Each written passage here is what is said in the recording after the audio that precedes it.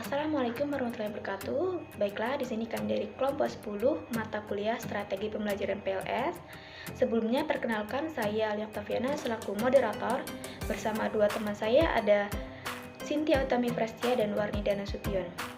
Kami akan membahas tentang faktor pemilihan dan pendekatan pembelajaran PLS.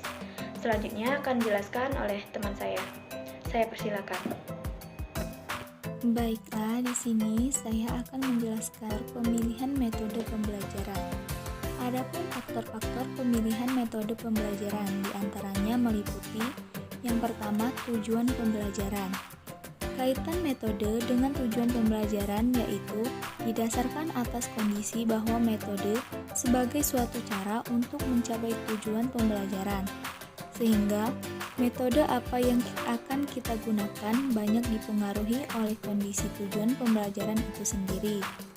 Faktor yang kedua yaitu ada bahan atau materi pembelajaran. Pengaruh bahan belajar terhadap penetapan metode pada hakikatnya merupakan kelanjutan dari pengaruh tujuan pembelajaran. Nah, untuk yang ketiga, faktor yang ketiga yaitu ada sumber belajar. Faktor sumber belajar ini juga merupakan salah satu faktor yang harus dipertimbangkan dalam pemilihan suatu metode, karena sumber belajar menyangkut kondisi diri yang mempengaruhi baik yang bersifat internal maupun bersifat eksternal. Nah, yang keempat yaitu ada warga belajar. Di sini warga belajar dalam kegiatan pembelajaran sebagai masukan mentah yang akan dirubah melalui proses pembelajaran. Dan faktor yang kelima yaitu sarana atau fasilitas pembelajaran. Sarana atau fasilitas pembelajaran diartikan segala macam fasilitas yang dapat menunjang dan melengkapi terselenggaranya kegiatan pembelajaran untuk mencapai tujuan yang akan ditetapkan. Nah, untuk faktor yang keenam yaitu waktu pembelajaran. Faktor waktu adalah yang menyangkut jumlah dalam kegiatan pembelajaran serta menyangkut kondisi waktu bagaimana kegiatan pembelajaran berlangsung. Dan untuk faktor yang terakhir besar atau kecilnya kelompok. Perubahan dari diri dalam orang-orang lebih mudah terjadi dalam suatu interaksi antara sumber belajar dengan warga belajar apabila ada kesempatan untuk saling menerima dan memberi untuk kejelasan dan pengembangan suatu gagasan. Baiklah, untuk materi selanjutnya yaitu pemilihan media pembelajaran. Yang pertama ada prinsip-prinsip pemilihan media. Prinsip-prinsip pemilihan media meliputi sebagai berikut. Yang pertama, media yang dipilih harus sesuai dengan tujuan dan materi pembelajaran, metode mengajar yang digunakan, serta karakteristik siswa yang belajar. Untuk yang kedua yaitu untuk dapat memilih media dengan tepat, guru harus mengenal ciri-ciri dari setiap media tersebut. Yang ketiga, pemilihan media pembelajaran harus berorientasi pada siswa yang belajar, artinya pemilihan media untuk meningkatkan efektivitas belajar siswa, dan lain sebagainya. Yang kedua, ada karakteristik dalam pemilihan media. Ada beberapa karakteristik dalam pemilihan media. Yang pertama, sesuai dengan tujuan. Yang kedua, praktis, luas, dan bertahan. Yang ketiga, mampu dan terampil menggunakan. Nah, yang keempat, ada pengelompokan sasaran. Dan yang terakhir itu ada mutu teknis. Baik, untuk selanjutnya pendekatan pembelajaran pendidikan luar sekolah.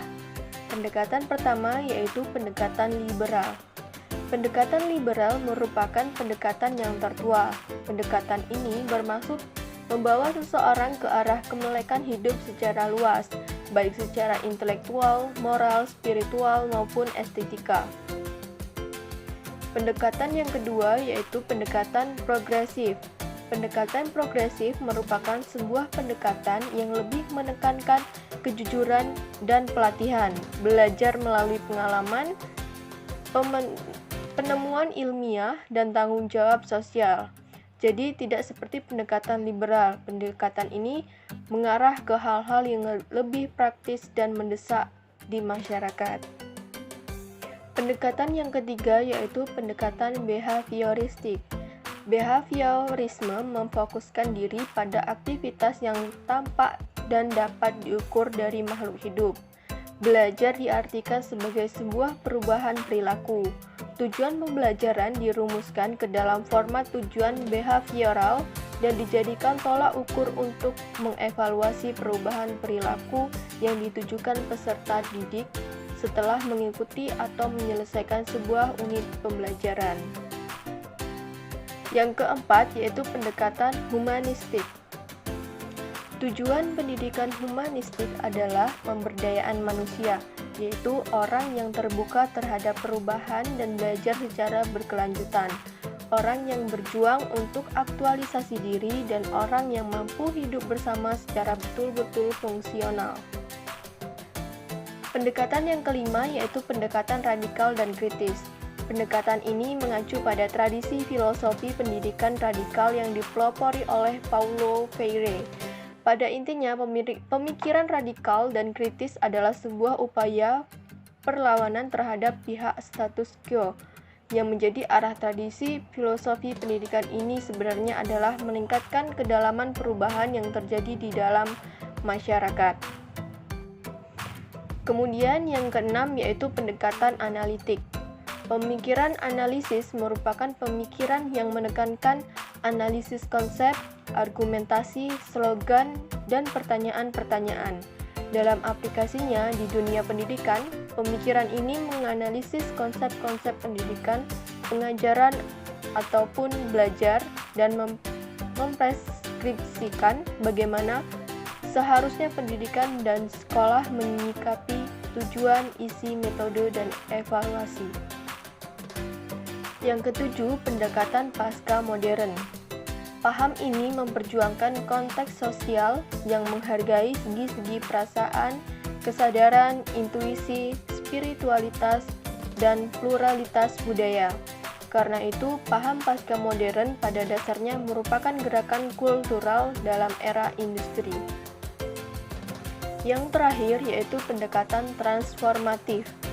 Pembelajaran transformatif merupakan teori belajar yang unik, abstrak, dan ideal dengan puncaknya yang disebut critical reflections atau renungan kritis. Secara ringkas dapat dikatakan bahwa transformasi pada dasarnya adalah suatu upaya atau proses perubahan yang mendasar pada diri manusia. Pembelajaran atau pendidikan yang transformatif adalah pembelajaran atau pendidikan yang menghasilkan perubahan mendasar pada peserta didik. Jadi, pembelajaran yang tidak memberikan dampak perubahan mendasar bukanlah pembelajaran transformatif. Baiklah, yang terakhir kesimpulan. Jadi, kesimpulannya adalah faktor pemilihan metode pembelajaran diantaranya yaitu ada tujuan pembelajaran, bahan atau materi pembelajaran, sumber belajar, warga belajar, sarana atau fasilitas belajar, waktu pembelajaran, dan besar kecilnya kelompok. Selanjutnya itu pendekatan pembelajaran pendidikan luar sekolah yang digunakan diantaranya yaitu pendekatan liberal, pendekatan progresif, pendekatan behavioristik, pendekatan humanistik, pendekatan radikal dan kritis, pendekatan analitik, ada juga pendekatan pasca modern dan pendekatan transformatif. Mungkin itu saja yang dapat kami sampaikan dari kelompok kami. Mohon maaf apabila ada kesalahan. Kami akhiri. Wassalamualaikum warahmatullahi wabarakatuh.